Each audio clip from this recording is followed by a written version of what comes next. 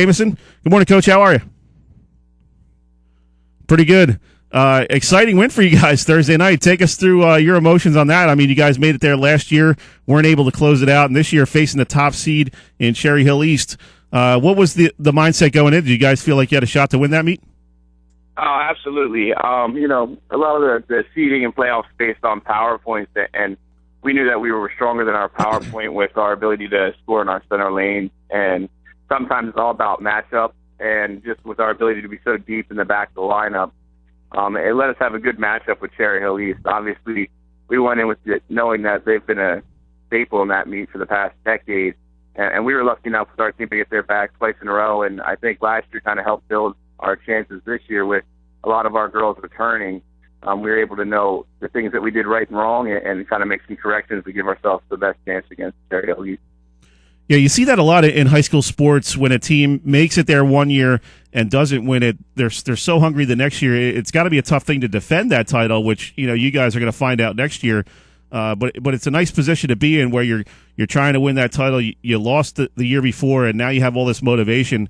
Tell us about the bus ride up to GCIT and what that was like. I'm sure the girls were fired up and ready to try to win that title. Oh, yeah, definitely. It was great energy. We joke around about the difference between our boys' bus ride up and our girls' bus ride up now. But, they had the music going for the first little part. They're real light and, kept it loose. We all kind of talked before we got on the bus about where we needed to be time-wise and, our expectations of what the points would be if it's going our way in the meet. And, the seniors had a little chance to talk, and my captains had a little chance to kind of give their speeches about their experiences last year. And, the 45-minute bus ride, I think, actually worked in our favor because it gave us a chance to kind of get our mindset out of the school day and lock into what we needed to do that night. And once we got up there, you could kind of look in the girls' faces. They all had smiles on, but the focus was there. You knew that it was going to be a good, fast meet for us. Yeah, I guess the danger with high school kids is get them too amped up where they're not focused on what they're doing. When you get to this point of the season, how close do these girls swim to the times you think they're going to swim? As long as we can keep health and keep them in the water, we can have a pretty good estimate of where they're at. Obviously, there's always the bad turn or the funky start that can throw a second off, and hopefully that happens in an event where not like 50 free where every tenth of a second matters. But last night on paper, they really exceeded our expectations of where we thought they would be. We had a lot of great swims, and a lot of them didn't make the paper. A lot of our third places and fourth places were kids that really stepped up and had big time drops, but unfortunately they weren't winners, so they don't see it. Like Agnes Madonna, one of our senior captains, she wound up getting third and getting third again in the 500 freestyle, and those are points that really kind of gave us a 6-point advantage that we didn't have on paper, and I'm sure they didn't have on paper, that really helped us kind of make some moves towards the end that let us have a safer point score going to that 400 freestyle relay. Yeah, I think that's something, the average fan doesn't really understand about swimming is, in terms of team competition, you're only as good as your second, third, and fourth place swimmers and relay teams. When you might win 10 out of the 14 races and still lose the meet because you don't have that kind of depth. And, talk about that, how important it is to really fill out that lineup, especially when you're talking about 2 relays. You need sometimes 4 or 5 or 6 swimmers to fill those spots.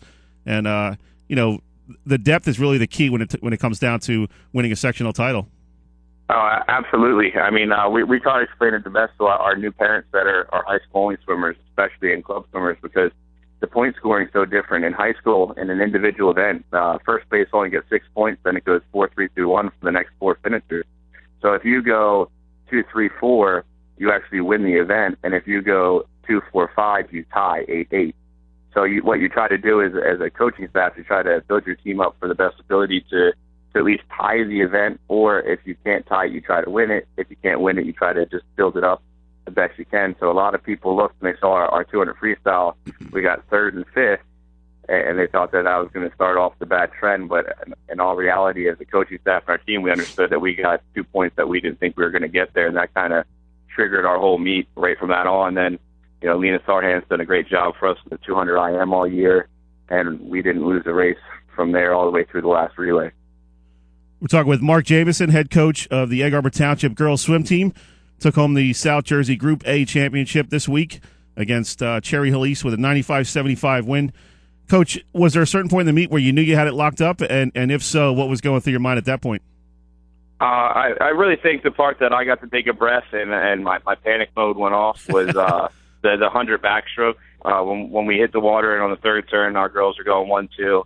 And, that just mathematically knowing those points and knowing what we had coming up in breaststroke, I knew that would put it where we didn't have to win the last relay. So, Cherry Hill East is a very good team, so I didn't want it to come down to a relay because they can go any which way. And, when I saw our girls jump in and really perform well, especially Cameron Greenlee just got out of our 200 freestyle relay, which placed first. That was kind of like that take a breath moment, sit back, and I think that's the first time the kids really saw me not have a vein popping out of my forehead of nervousness. Did they throw you in the water, and if so, did you have your cell phone on you? GCIT, they run that place better than a Wawa. I mean, there's one leaving, one coming. So it was really special to have, Ocean City, which is kind of our local rival. They actually were the meet behind us, but they all kind of swim together here. A lot of them swim club at EHT, a lot of them swim club at PVA together, and a lot of them swim for the Sea Serpents, which, we've all kind of go to the meets on the weekends together and see each other. So a lot of them were cheering on us as they were about to take on Morristown. So as soon as we got done, by the time we had the trophy in our hand, both those teams, Morristown and Ocean City, were already in the pool warming up. So with good sportsmanship and etiquette, we shut the Cherry Hill East Band, and me and my coaching staff got to stay dry. So that was a good thing for us. But nice. You got to be prepared. You got to be prepared just in case. I mean, you got to have. You got to have the waterproof case on your phone, some kind of Ziploc bag or something like that. Oh, absolutely, life-proof. It's a necessity as a swim coach. We're talking with Coach Mark Jamison of the Egg Harbor Township Girls Swim Coach. Coach, talk about the Cape Atlantic League and just how much it prepares you for the state playoffs. I mean, this is a great league when you're talking about girls swimming. You just mentioned Ocean City. There's a lot of other really good teams. Absegami, Oakcrest, Atlantic City. All these teams really put you guys to the test throughout the whole winter so that you're ready for these postseason meets. Yeah, I mean, the girls, especially this year, a lot of this talent that we see in our local teams really helps us get race ready. And for the boys' side, I mean, we have Prep and Mainland, and those two are just swimming on fire right now. But for the girls especially, going against meets like Ocean City, even though we're not rested for it and they're not rested for us, it's just a good meet where you're going to get in and know you have to swim from your first swimmer to your last swimmer and put out a good effort to even be in the meet, let alone have a chance to win it.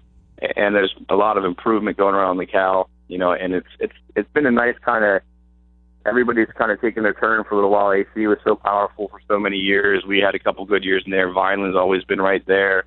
Apsegami's got a couple of really good center lane swimmers in the last couple of years. So it's nice to see a little bit of balance of talent around the area, and a lot of it has to do with, the girls really get up and swim against each other, and we do take a little bit of that Cal pride when we go up to these sectional title meets and try to win our groups and understand that, the South Jersey, which is sometimes overshadowed by North Jersey swimming, we have a little bit of talent down here, and, we feel that we do a great job with racing. Are you surprised at just how good the Cal is these days? The last 2-3 years. I mean, obviously there's been some great swimmers throughout the years, but it really seems to me like you're getting into one of those kind of golden ages of girls swimming around here. When you talk about Ocean City 3 times in a row, Oakcrest made it to the finals this year. You guys win the championship. Just so many teams vying for not only conference championships, but then when you get to the state level, really having the ability to get to these finals and win them. I think that the preparation with the kids that have really swimming's become a year-round sport for a lot of the kids, and the foundations of the club systems around here have been getting better and better, which helps us have feeder programs. So the kid might swim when they're 8 to 12, but at least they're coming in with the experience. Some of them will swim their club teams all through the high school season, do the mandatory practices with us, and then swim our meets. But the foundation of swimming in South Jersey keeps on growing, and that's definitely shown in the last couple of years where, maybe 1 or 2 schools were dominant. Vineland's obviously had a storied past, and, now to see Ocean City have their time in the sun, and really, because when I swam for Ocean City, believe me, our mixed relay, it was fun, but we didn't get too far. But,